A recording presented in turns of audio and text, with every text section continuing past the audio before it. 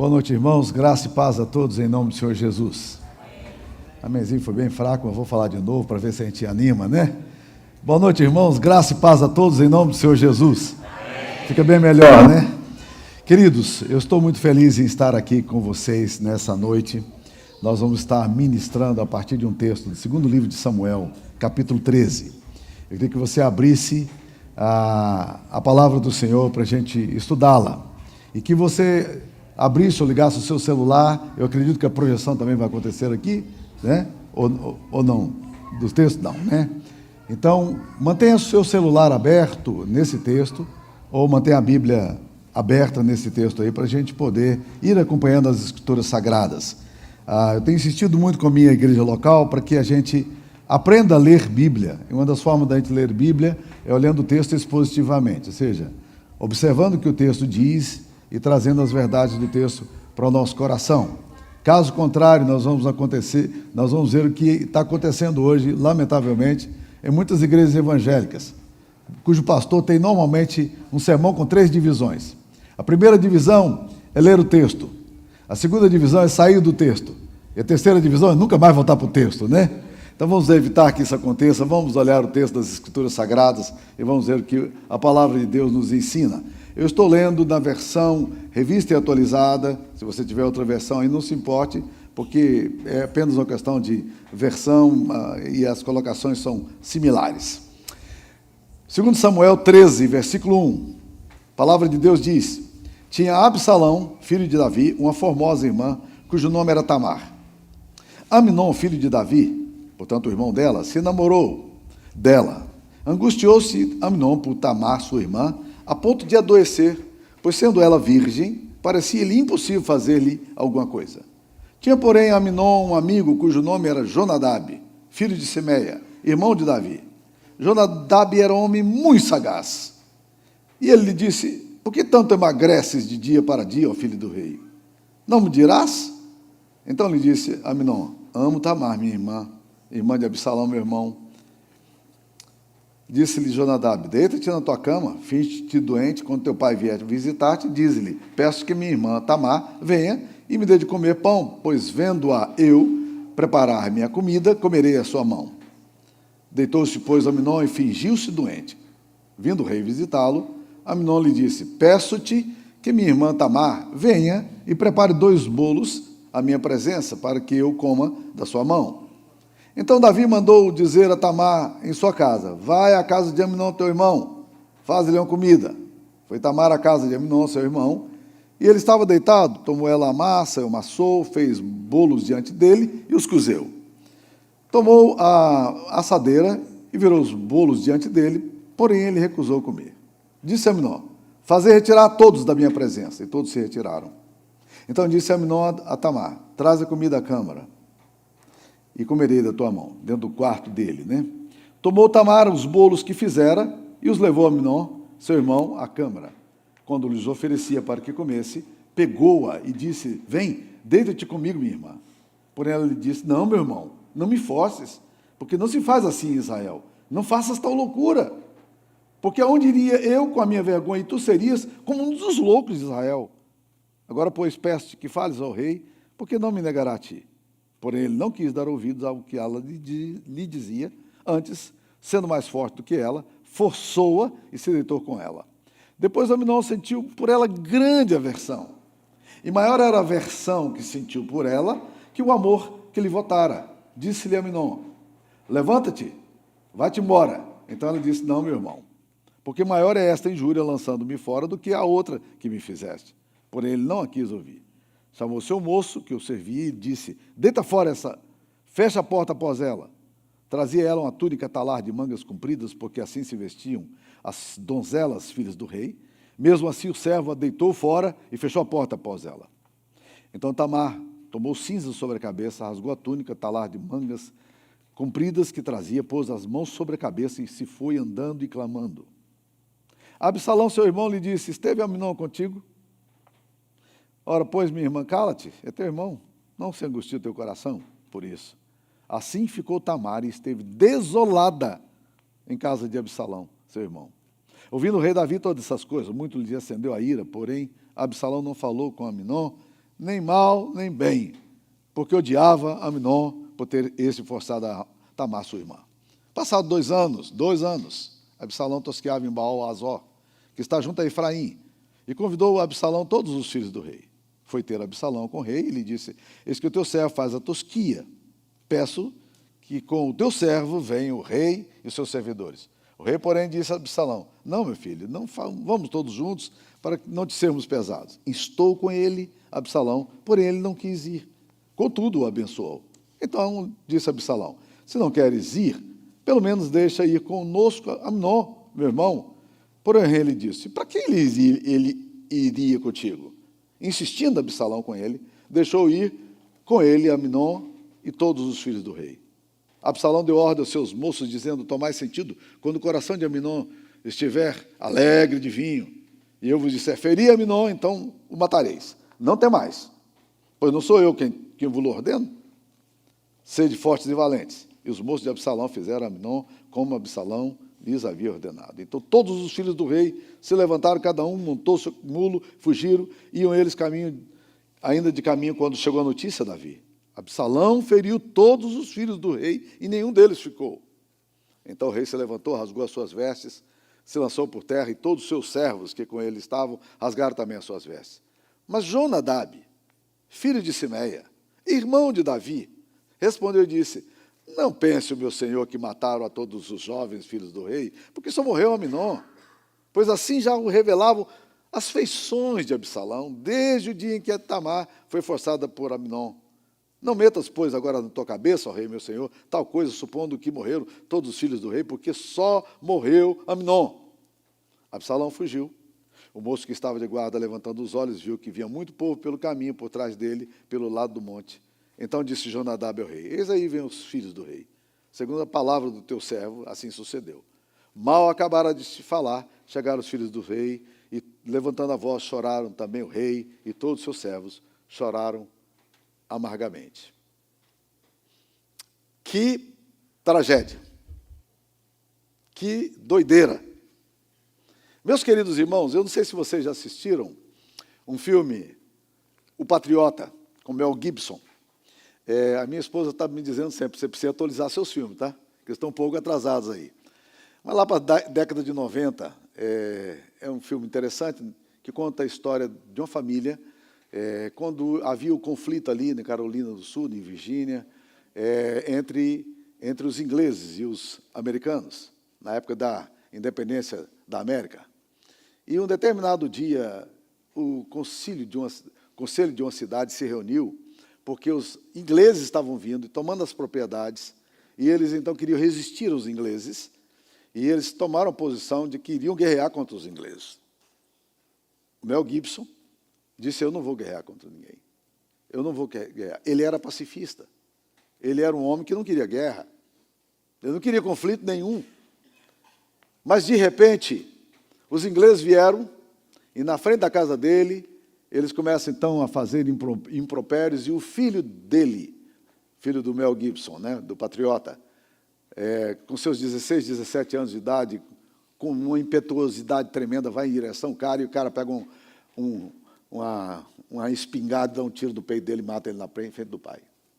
Aquele homem pacífico, calmo, que não quer guerra nenhuma, ele vai no arsenal de guerra, e ninguém sabia que ele tinha esse arsenal de guerra. Ele pega as armas todas que ele tinha, e ele sai atrás desses caras que mataram o filho dele. E as cenas que se seguem logo depois desse incidente são cenas absolutamente violentas. É uma carnificina. Ele vai matando um a um. Aquele homem pacífico eclode no peito dele uma raiva, um ódio mortal e uma violência que não fazia muito sentido com aquele homem pacato que disse que não iria para a guerra. Os filhos dele viram o pai. Os filhos menores viram o pai matando 2 soldados. E a violência com que ele matou aqueles soldados foi tão grande que, à noite, o pai, ainda tentando se aproximar dos filhos, né, depois daquele dia horrível, os filhos menores não quiseram abraçar o pai, porque ele parecia um monstro, né? Esse filme me fez pensar numa coisa interessante. Existem coisas no seu coração que você desconhece. Existem potencial de malignidade na alma sua que você não sabe que você é capaz de fazer. Existem forças destrutivas que impulsionam o seu coração e que nem sempre você tem consciência delas. Por isso que Janela Joari já falava algum tempo atrás de que existem coisas que eu sei, ninguém sabe. Existem coisas que os outros sabem sobre mim e eu não sei. Existem coisas que eu não sei e ninguém sabe. Mas existem coisas que eu sei e todo mundo sabe sobre mim mesmo. Mas o fato é que nós temos sombras, temos impulsos e forças que agem no nosso ser. E aí você vai para a filosofia, para a psicologia, para a literatura, você vai encontrar a mesma coisa. Jean-Jacques Rousseau já escreveu o Contrato Social muitos anos atrás, dizendo que o homem é um ser livre, mas ele se encontra a ferros. Freud vai trabalhar muito a questão dos impulsos da morte e da violência. E ele trabalha muito essa questão de que a alma humana ela possui uma certa sombra, difícil de tratar, fruto da experiência, tanto da sexualidade ou do próprio ocultamento, dos deslocamentos que nós fazemos. E isso está presente no coração do ser humano. E os conflitos que você tem hoje, e você não sabe muito bem porque, de repente, você é tão amargurado, tão triste, tão raivoso, né? Cada um de nós tem expressões diferentes, mas a gente não sabe por que essas coisas acontecem. Mas tem a ver, muitas vezes, com a nossa história de conflitos mal resolvidos. Nós não enfrentamos isso, nós não lidamos, eventualmente nem sabemos que estão aí, mas estão presentes. E são brutais. Tá? Isso, meus queridos irmãos, coincide com a psicologia behaviorista, que foi criada por Skinner, que ele fala do mito da liberdade humana. Ele diz, olha, o ser humano não é um ser livre. E aí ele trabalha a questão de condicionamentos negativos e positivos que você tem na sua alma, e esses conflitos estão presentes na sua existência.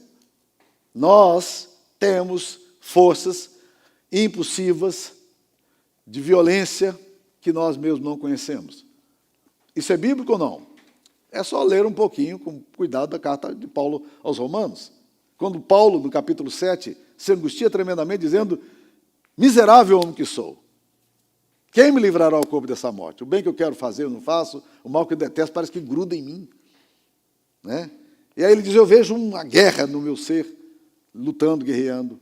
São essas forças que estão presentes em você, estão presentes em mim. Nesse texto que nós lemos aí, no segundo livro de Samuel, do capítulo 13, nós vamos encontrar forças agindo violentamente. E eu vou dizer que essas forças são altamente destrutivas e, eventualmente, elas nos pegam e nós precisamos estar muito atentos a elas. A primeira força que eu diria que é altamente destrutiva que aparece aí é a paixão. Presta atenção. Nós somos uma sociedade conduzida por emocionalismo. Nós somos uma sociedade experiencialista. A sociedade moderna é assim. Se antigamente se dizia, eu penso, logo existo, hoje não estamos dizendo mais isso, não. A geração moderna, contemporânea, agora a geração Z, ela diz, eu sinto, logo me autentico. O que faz a minha autenticidade é o meu sentimento.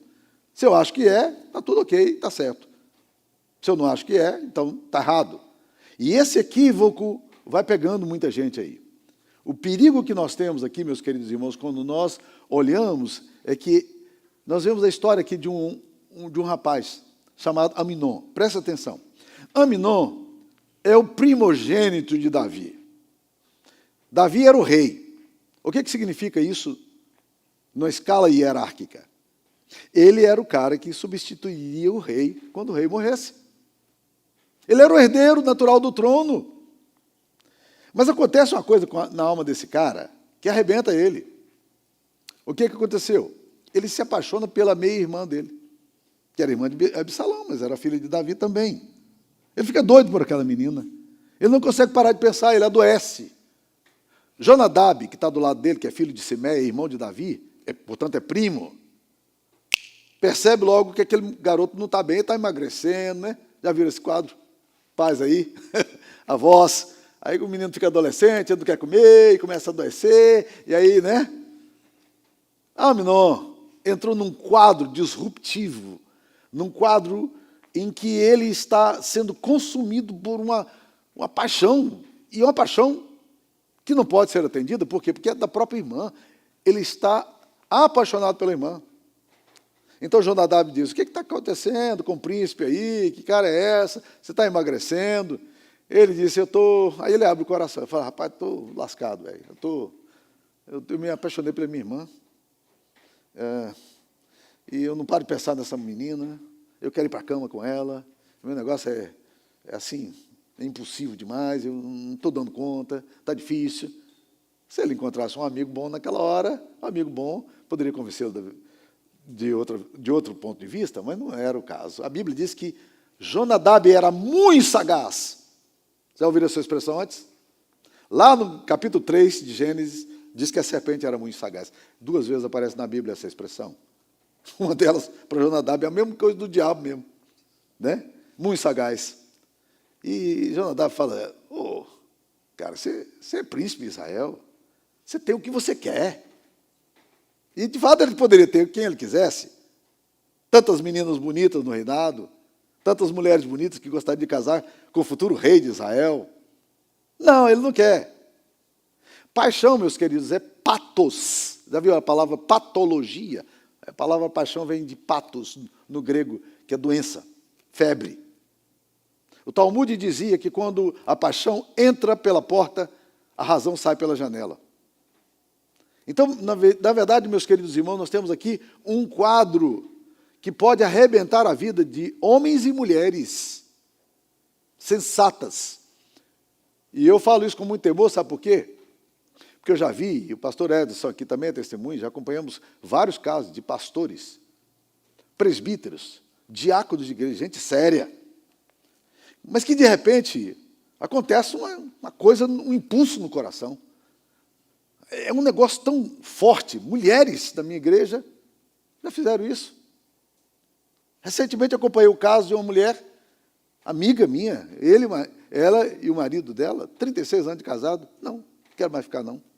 Arrumou outro cara, largou, 36 anos de casado, uma mulher fazendo 60 anos de idade. Você destrói toda a sua reputação, você arrebenta os seus netos, seus filhos, você mata a sua mulher, o seu marido, você arrebenta as suas finanças. Já viram como é que acontece? Provérbios, capítulo 9, versículo 3, diz que a loucura é mulher apaixonada. Olha que interessante. A loucura é mulher apaixonada. Ela é ignorante e não sabe coisa nenhuma. Uma mulher apaixonada é ignorante. Quando você pega os seus filhos adolescentes apaixonados, são ignorantes, eles não ouvem você. Não adianta tentar falar. Agora, deixa eu te dizer, o texto está falando da mulher. Mas você já viu homem apaixonado, aqueles velhos apaixonados? Aqueles velhos besta. Apaixona, gente, é um negócio assim. Aí ele lá, você está vendo, e vai se arrebentar, está na cara que vai dar com os burros na água. Ele vai estrupiar-se completamente. Não, mas o coração dele, vai, é loucura, é mulher apaixonada, é ignorante, não sabe coisa alguma, a paixão faz isso. O que nós temos aqui é um quadro assim. Esse cara finge-se de doente. Davi vai lá para encontrar o filho que está doente. Ele fala, não, eu preciso comer um bolinho, se Tamar, minha irmã, viesse pelo menos aqui, eu ia recuperar, né? Tal. Eu vou falar desse assunto aí na frente. Mas presta atenção. Presta atenção. Olha o que esse cara faz. Ele força, ele estupra a irmã. Essa irmã sai no meio da rua. E no outro dia, meus queridos irmãos, o jornal The Sun, o jornal Pasquim, se você conhece essa linguagem aí, né? Aqueles jornais cabeludos que gostam de notícias estarrecedoras, no outro dia estampa. Facebook está falando, Instagram só fala disso, né? Todo mundo está ouvindo. Todo mundo sabe da história. Vergonha. Humilhação. A filha do rei, ela não deixa barato, ela sai no meio da rua, vestida de pano de saco cinza, jogando cinza na cabeça, aquele quadro, e aquele desespero. Absalão vai ao encontro dela e fala, olha que interessante, ele pergunta, teu irmão Aminote esteve contigo? Cala, vem cá, eu vou cuidar de você. Leva para a casa dele. né? E Absalão decide no coração e arrebenta a cara desse cara. Ele vai pagar por isso que ele fez com minha irmã, tá? Bem, então aqui, meus queridos irmãos, a primeira força destrutiva que você pode ter na sua alma é paixão. Deixa eu falar uma coisa para você, mulher e homem. Presta atenção no que eu vou falar. Paixão é um negócio tão forte que quando vier para o teu coração e for uma paixão pecaminosa, você não dá conta de resolver esse negócio sem conselheiro, não. Você tem que conversar. Procure alguém que você confia. É difícil encontrar, mas é possível encontrar, né? E abra o coração e diz, eu estou perdido, eu estou enrolado, meus sentimentos me traem. Converse sobre isso. Fica calado, não. Não basta oração nesse trem aqui, não. Tem que conversar. Alguém de fora tem que te ajudar a nortear seu coração, porque você está perdido. É uma força destrutiva. A segunda força destrutiva que vai acontecer nesse texto, é visível, é a força do ressentimento. Bem claro aqui, não? Quando Absalão vê a irmã dele vindo na rua, ele deve ter ouvido a notícia, alguém deve ter chegado lá e disse, Absalão, tua irmã está desesperada, rapaz, no meio da rua, né, com roupa de cinza. Ele chega assim e fala assim, Aminon esteve contigo? Por que ele sabia disso? Interessante, não? Parece que as coisas estavam meio que claras ali, não é mesmo? Ele disse, não, cala, vem cá, eu vou cuidar de você. 2 anos depois, ele ficou caladinho. 2 anos depois, ele faz uma festa na casa dele e vai tosquear as ovelhas, dia de festa. E ele pede a Davi, o rei, para liberar os irmãos para ir lá e para convidar o rei também para ir. O rei diz, não vou não, tal, mas vai assim, não, a festa é cara, todo mundo. Não, eu quero. Ah, rei, falando nisso, você deixa Aminon aí? Você deixa Aminon aí? Olha, ele sabia que Aminon era um cara que Absalão não gostava. Ele fica ali meio indeciso, diz, ok, vai. Absalão contrata os capangas dele e diz, hoje, quando ele beber cachaça, beber bastante vinho, ficar aí alto, começa a contar piada e ficar alegre demais, rebenta a cara desse cara. 2 anos depois, Absalão guardou em silêncio o seu ressentimento. Então, meus queridos irmãos, uma força que pode arrebentar você é ressentimento. Ressentimento. Amargura. Existem pessoas sendo destruídas por causa de ressentimento. Quando a gente fala de perdão, a gente tenta argumentar com as pessoas o seguinte, perdoar não é só por causa da pessoa que precisa ser perdoada, não. E às vezes ela nem merece ser perdoada. É por causa de você mesmo e por causa de Deus. Ah, pastor, eu não quero... Já ouvi falar.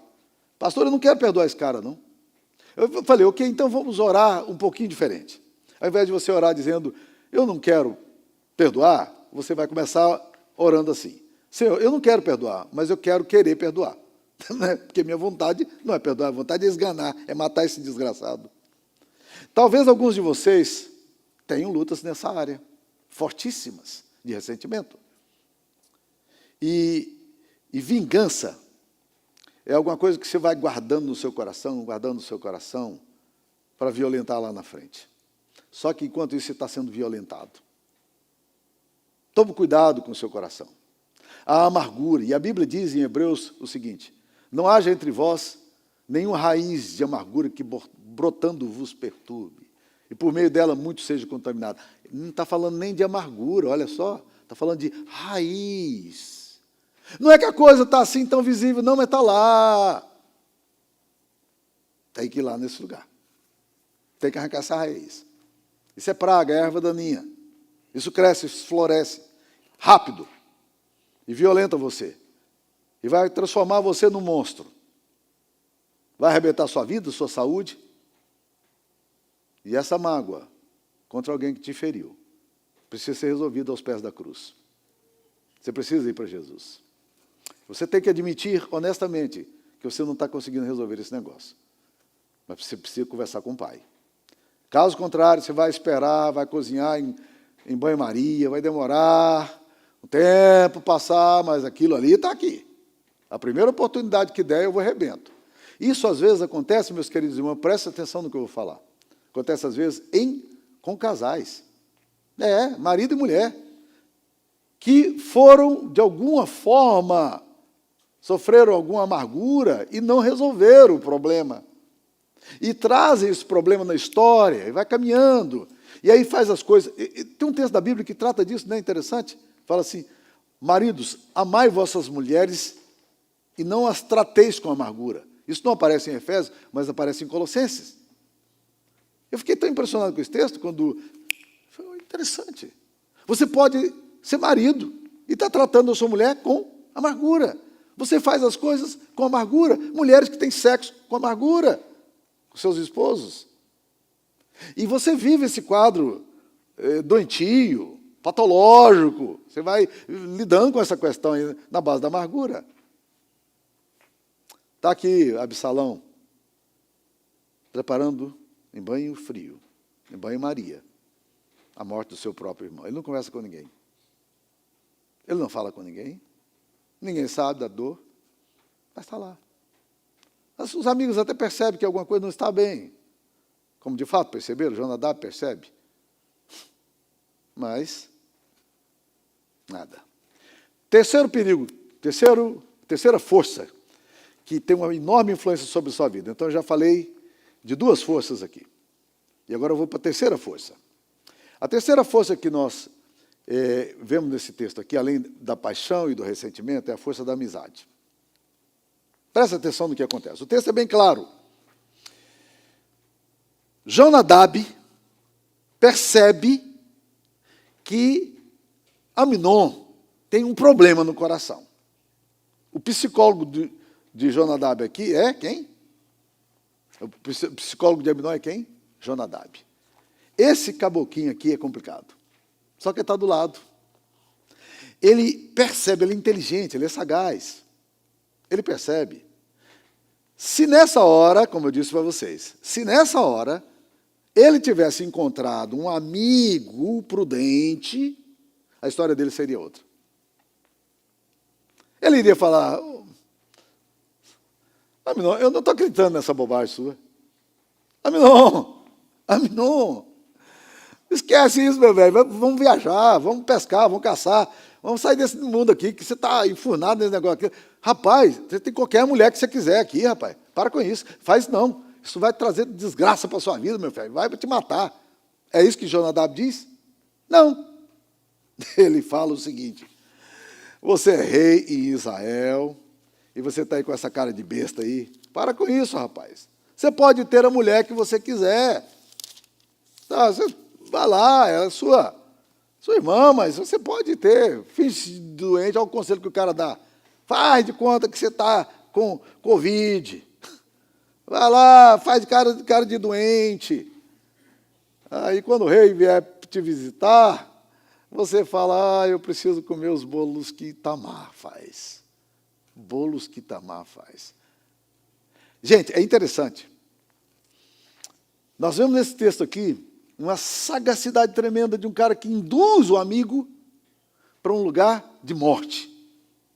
Existem amigos seus que você gosta deles, cara. Eles são inteligentes, mas eles são tóxicos. Existem amigas que arrebentam casamentos da outra amiga. É gente boa, cara, mas é serpente. Lembra que a serpente conversava com Eva para tomar decisão? Serpente, armadilha. Gente que pensa com parâmetros fora do Evangelho, fora de Deus. Mas aí a pessoa vai te induzindo, aí esse papo é agradável. Eva gostou demais daquela conversa ali com a serpente, ela era sagaz também, ela era inteligente, ela articulava bem as palavras, o diálogo era inteligente, começaram em botânica, entraram em teologia, está indo tudo bem. Já perceberam isso? Se você estiver numa crise, e se você tiver um amigo tóxico, você está perdido. Porque você não tem capacidade de reação. Ele te envolve, ele te prende. Ore para que Deus te dê amigos santos, amigos piedosos, amigo que ama a Jesus. Gente boa. que te dê dons, que te dê bons conselhos. Muitas vezes nós estamos firmados nos nossos orientadores. E hoje, olha, presta atenção, hoje tem os influencers. Tem os youtubers que vão se tornando o quê? Nossos conselheiros. E se você não sabe, o ChatGPT também está tornando terapeuta agora, viu, gente? O que acontece com... O que pode vir de resposta do influencer que você está ouvindo? Quem é o seu conselheiro? A quem você está ouvindo? Qual é a pessoa que faz sentido quando ela diz? E às vezes o que faz sentido não tem nada a ver com o Evangelho e com a Bíblia Sagrada. Mas é pessoa inteligente, é bom de ouvir. Jonadab está do lado.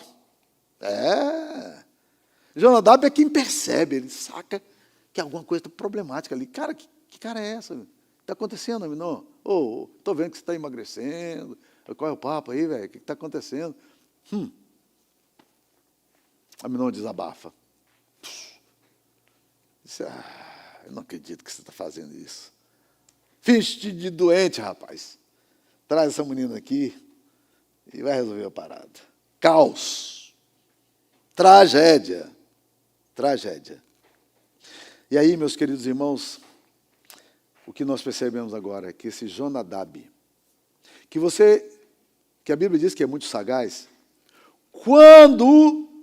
olha só a loucura desse cara, como esse cara é ruim.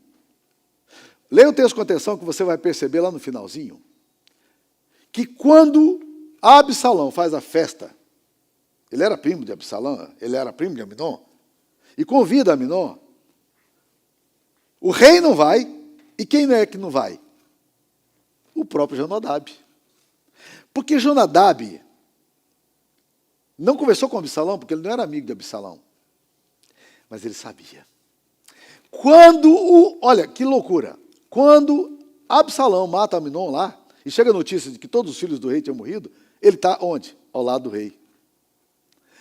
Ele está ganhar pontos políticos. Ele sabia que lá era uma tragédia, mas por que ele não advertiu o amigo Aminon para não ir para aquela festa? Por que ele não puxou o Aminon do lado e disse, Aminon, você está percebendo que você está indo numa armadilha, não, meu velho? Para onde você está indo? Esse cara odeia você, está te convidando para a festa, para quê? Não vai, não.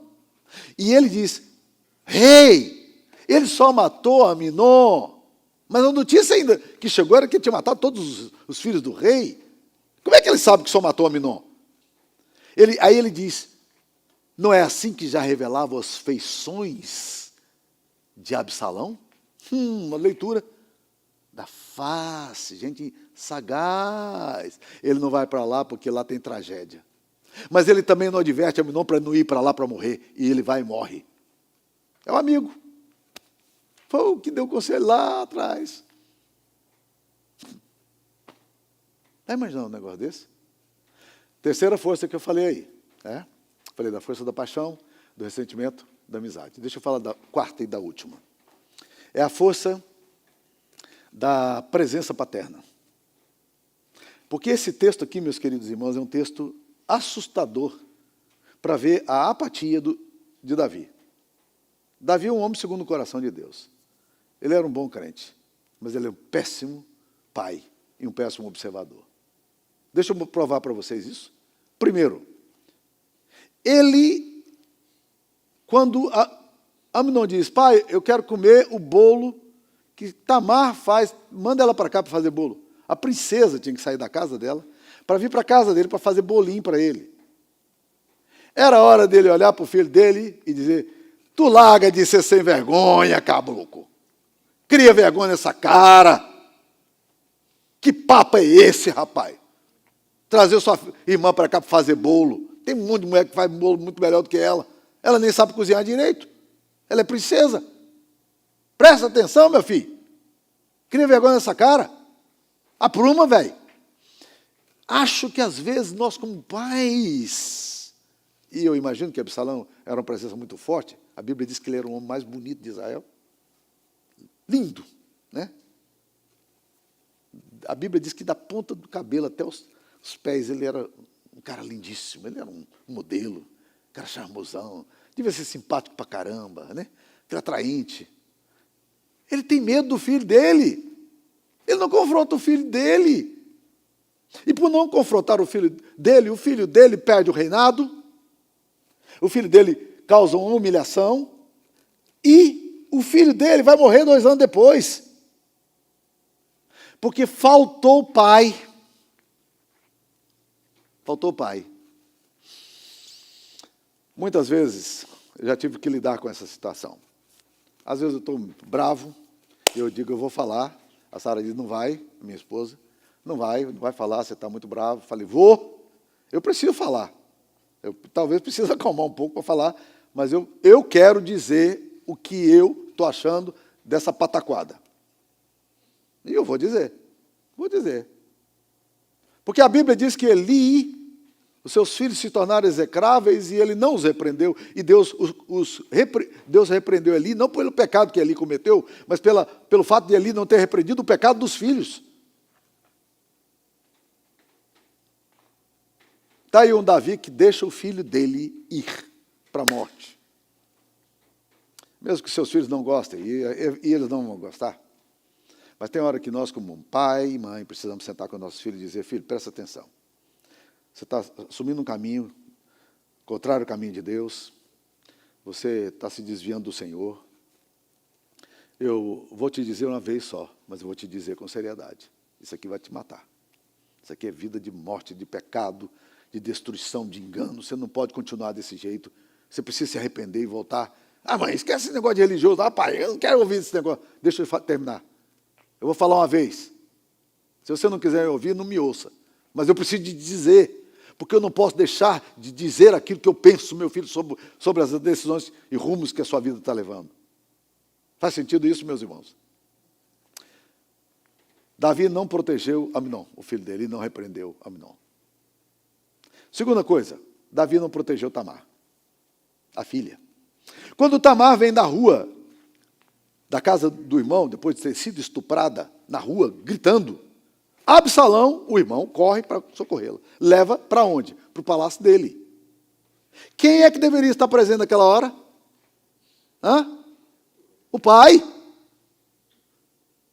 Davi tinha que ter deixado toda a agenda real dele e correr agora para socorrer a filha dele, porque a filha dele está num momento de desolação, é esse termo que a Bíblia usa. Ela está desolada. O pai tinha que estar do lado da filha nessa hora. Vem cá, minha filha. Não resolver esse negócio aqui. E Davi deveria, a Bíblia diz que ele ficou muito irado. Mas a Bíblia diz mais alguma coisa além disso? Não. Ele só ficou irado, ficou dragado, deu chilique. Só. Ele deveria ter ido publicamente e dito, esse caba tem que ir para a cadeia. E o pior, ele deveria era morrer, porque a lei judaica fala exatamente sobre isso. No caso do estupro, morte. Esse cara devia morrer. Era o filho dele. Tudo bem, ele é o rei, então ele não quer uma pena tão grave. Bota esse cara na cadeia. E vai publicamente e diz, ele perdeu o trono. Ele seria o herdeiro, porque o primogênito não é mais. Uma palavra dessa, bendita, de forma pública, porque era público o pecado, teriam tido um grande efeito. E para o coração de Tamar, isso teria sido um consolo tremendo, uma cura. Quem vai curar Tamar? Se é aquele cura, porque Absalão é todo doido. O irmão, que é maluco. Absalão. Esse filho aqui é o filho que vai proteger a menina desolada, a irmã dele. Cadê o pai? Cadê o pai? Para onde ele foi? Como é que ele deixa a filha desse jeito? E não toma ação imediata e dura. A ausência paterna vai gerando uma desgraça familiar. Mas Davi também comete outro erro. Ele não confrontou Absalão.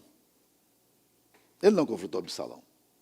A Bíblia diz que quando Absalão vem conversar com ele, ele saca a coisa, como ele sacou também lá atrás, quando Tamar falou para ele.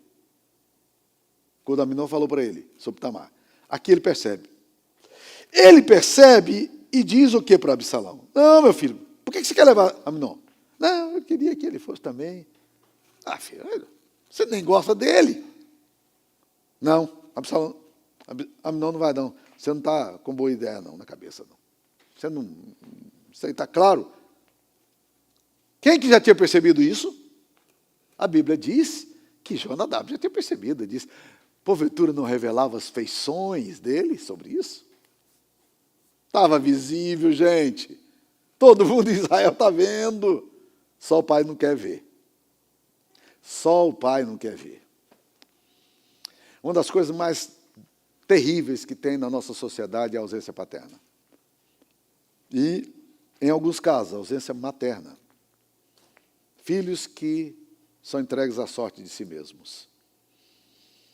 Então, carentes, precisando de presença, estão precisando de cuidado, e a gente está substituindo presença por presente. Dá cada vez mais presente para os nossos filhos, mas não damos presença. Filhos que precisam de correção, mas não têm. Nós nos sentimos culpados, lidamos com culpa com relação a esse assunto. E a ausência paterna está sendo um fator extremamente destrutivo na nossa sociedade. Fique atento aos seus filhos, aos movimentos do coração deles. Filhos pecam porque eles são pecadores. A Bíblia diz isso. Nós sabemos que eles pecam porque a Bíblia diz que eles pecam, assim como sabemos que você também é pecador, porque a Bíblia diz que você é pecador. Nós precisamos olhar isso tudo aqui agora, meus queridos, com o olhar do Evangelho. Então, deixa eu tentar concluir aqui. E quando eu falo de concluir, não fico muito alegre não, porque a coisa não vai acabar tão rápido assim, não. Mas vamos lá, né? Deixa eu dizer para vocês, meus queridos irmãos, o que nós precisamos fazer. Deixa eu considerar para você a questão do seu patos, da sua paixão. Não sacrifique a sua vida pela paixão, por mais forte que ela seja. Mas vai para o pé da cruz, procure conselheiros, converse sobre isso claramente. O Evangelho, ele me chama para a confissão, ele me chama para o arrependimento. Você tem que entender que o seu coração é enganoso, desesperadamente corrupto, que você pode não conhecer, como a Bíblia diz em Jeremias. Você precisa de luminosidade que vem da cruz, do Evangelho, do Espírito Santo.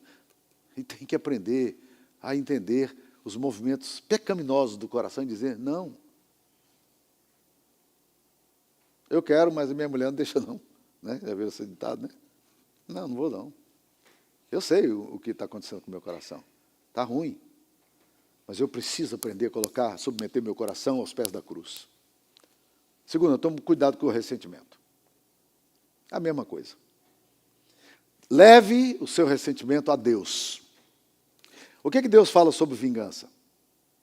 Não vos vingueis a vós mesmos, amados, mas dai lugar à ira, porque assim está escrito, a mim me pertence a vingança, eu retribuirei, diz o Senhor. Isso não é problema seu. Deus não está te chamando para fazer vingança, não. Ele está dizendo para você trazer a vingança sua e confiar no fato de que Deus vai cuidar disso. Entregue o seu problema a Deus, essa amargura, essa raiva sua, esse ódio seu. Você precisa tratar disso, de uma vez por todas.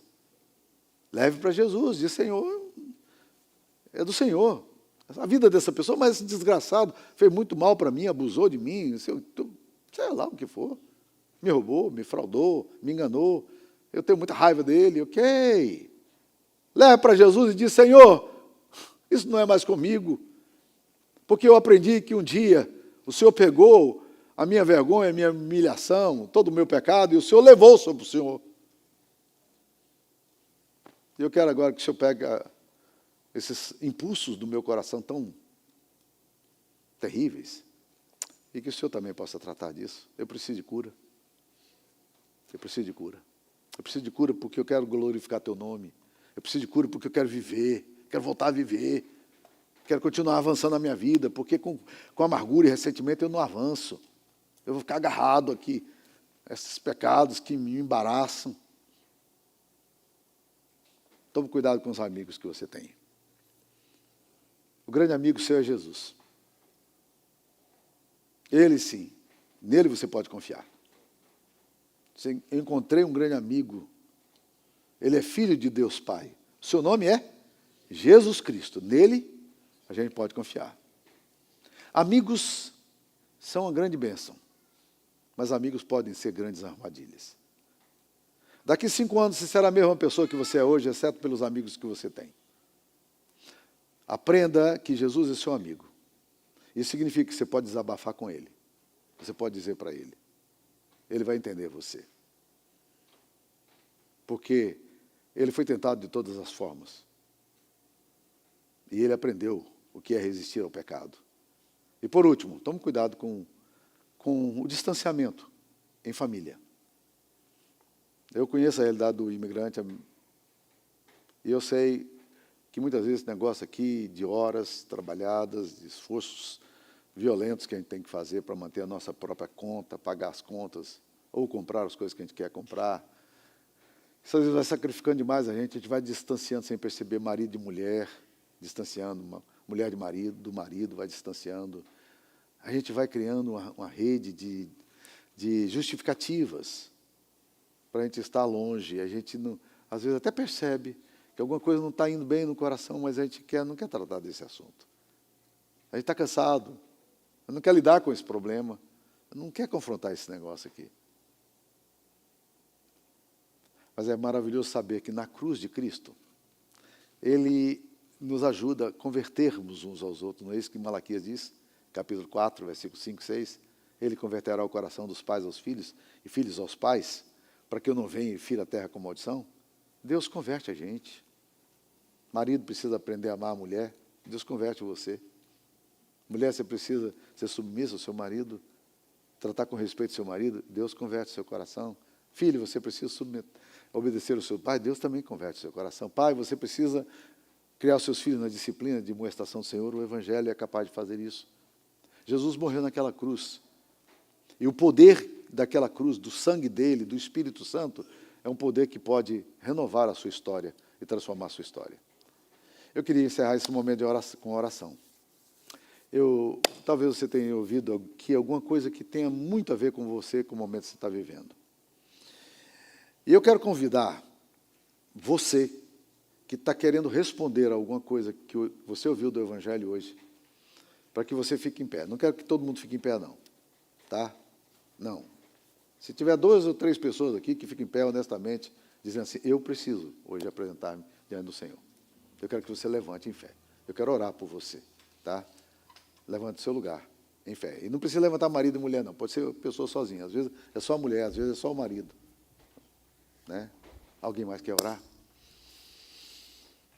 Levante o seu lugar. Em fé. Você sabe por que você está levantando. Oh, Pai querido, nós estamos aqui diante da Tua presença. Oh, Deus, nós precisamos do poder do Senhor. Nós reconhecemos a nossa impotência completa, Pai, a nossa dificuldade de lidar com essas coisas do coração que são tão duras para nós, Pai. Oh, Pai, restaura a nossa saúde, a nossa mente, o nosso coração, Pai.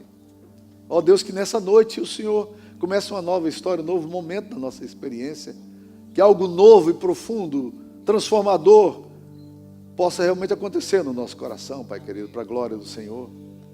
Ó Deus querido, Tu conheces a dor de cada um de nós, e nós pedimos para que o Senhor renove o nosso coração em nome de Jesus, pedimos, Pai. Amém, Senhor. Amém. Pode sentar, Deus abençoe.